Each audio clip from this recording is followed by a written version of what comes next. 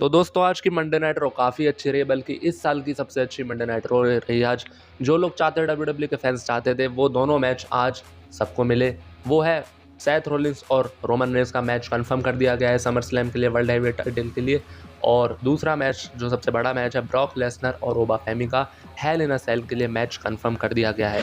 अब इन दोनों में क्या क्या हुआ है वो मैं आपको बताता हूँ। तो सबसे पहले मंडे नाइट रॉ स्टार्ट होती है। शो की शुरुआत ओबा फेमी से होती है। ओबा फेमी हाथ में अपना वो क्राउन लेकर आता है जो किंग ऑफ द रिंग में उसने जीता था। वो आता है और कहता है कि तुम मुझे अब किंग एक्सेप्ट कर रहे हो। मतलब ओबा फेमी को क्राउड से अच्छा रिएक्शन भी मिलता है, और ओबा फेमी जब बोलता है तो ऐसा लगता है, भले ही ओबा फेमी देखो हील है, लेकिन फिर भी जब वो लोगों से बात करता है तो एक फेस सुपरस्टार लगता है, मतलब एक पॉजिटिव सुपरस्टार लगता है। लेकिन बाकी रेसलर्स के लिए, ब्रॉक लेसनर के लिए और भी बाकी रेसलर्स के लिए वो हील है, ऐसा एटीट्यूड डब्ल्यूडब्ल्यू ने उसका बना रखा है। लेकिन लोगों के लिए वो फेस सुपरस्टार है, क्योंकि जैसा कुछ ऐसे रेसलर डब्ल्यूडब्ल्यू में होते हैं जो लोगों के लिए तो पॉजिटिव होते हैं, बट बाकी लोगों के लिए वो हील होते हैं। तो ओबा फेमी ऐसी बातें कर रहा होता है, तब अचानक से ब्रॉक लेसनर का म्यूजिक हिट होता है और ब्रॉक लेसनर आते हैं। ब्रॉक लेसनर ओबा फेमी को सबसे पहले ब्रॉक लेसनर ओबा फेमी को कॉन्ग्रेचुलेशन करने के लिए, हाथ मिलाने के लिए हाथ आगे बढ़ाते हैं, लेकिन ओबा फेमी नहीं मिलाते हैं और ब्रॉक लेसनर सोचते हैं कोई बात नहीं। तो ब्रॉक लेसनर काफ़ी रिलैक्स मूड में लग रहे होते हैं आज, मतलब काफ़ी मजाकिया और रिलैक्स मूड में। तो ब्रॉक लेसनर बोलना शुरू करते हैं। ब्रॉक लेसनर बोलते हैं कि तुम मेरे बारे में क्या क्या बातें बोल रहे हो, मुझे मतलब काफ़ी अब्यूसिव वर्ड मेरे बारे में बोल रहे हो, मुझे कावर्ड बोल रहे हो। देखो मैं डब्ल्यूडब्ल्यू के शोज़ या टेलीविज़न देखता नहीं हूँ, लेकिन मेरे को सारी बातें पॉल हेमन के थ्रू पता चलती रहती है। मुझे पॉल हेमन पे रिलाई होना पड़ता है हर एक बात जानने के लिए। तो दोस्तों ब्रॉक लेसनर यहाँ पर एक सच्चाई भी बोलते हैं, जो कि बात सच है। ब्रॉक लेसनर ज़्यादा टीवी नहीं देखते और डब्ल्यूडब्ल्यू के प्रोग्राम और शोज़ भी नहीं देखते, चाहे वो रॉ है, स्मैकडाउन या कोई और पीएलयू हो। ब्रॉक लेसनर का मतलब होता है कि वो सिर्फ अपने मैचेस में आए। तो ब्रॉक लेसनर को सिर्फ अपने मैच से मतलब होता है, वो अपना मैच आते हैं, लड़के चले जाते हैं। तो क्या ब्रॉक लेसनर से बातें कर रहे होते हैं, तो ओबा फेमी ब्रॉक लेसनर की बातों का बिल्कुल भी रिस्पेक्ट से जवाब नहीं दे रहा होता है। तो इसी बीच अचानक से ब्रॉक लेसनर लो ब्लो दे देते हैं ओबा फेमी को, और लो ब्लो देकर F5 लगा देते हैं।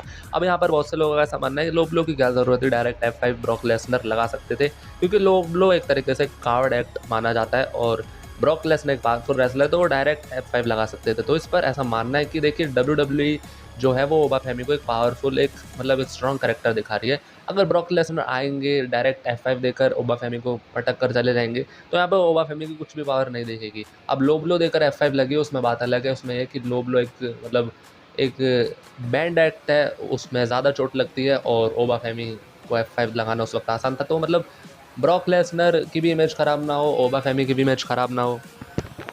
तो जब ब्रॉक लेसनर जा रहे होते हैं, ओबा फेमी उठते हैं, खड़े होते हैं और ब्रॉक लेसनर को कहते हैं कि मैं सिर्फ तुम्हारे पीछे ही तुम्हें बिच नहीं बोलता हूँ, बल्कि मैं तुम्हारे सामने भी कहता हूँ तुम बिच हो। तो ये सब ब्रॉक लेसनर ये सब भी हंस के टाल रहे होते हैं, लेकिन ब्रॉक लेसनर को ओबा फेमी चैलेंज देते हैं कि समर स्लैम में तुम्हारा और मेरा 1-on-1 मैच होगा, और ब्रॉक लेसनर उसे एक्सेप्ट करते हैं, लेकिन उसमें एक और कंडीशन लगाते हैं। वो होती है, ब्रॉक लेसनर स्टेज पे से खड़े होकर बाहर से वो बोलते हैं कि मैच होगा, लेकिन वो होगा हेल इन अ सेल। तो दोस्तों ये सब सुनकर क्राउड काफ़ी शोर मचाता है, काफ़ी सारे लोग खुश हो जाते हैं, और ब्रॉक लेसनर और ओबा फेमी के बीच में Hell in a Cell match confirm हो जाता है। तो समर स्लैम में होगा Hell in a Cell match, Brock Lesnar versus Oba Femi का।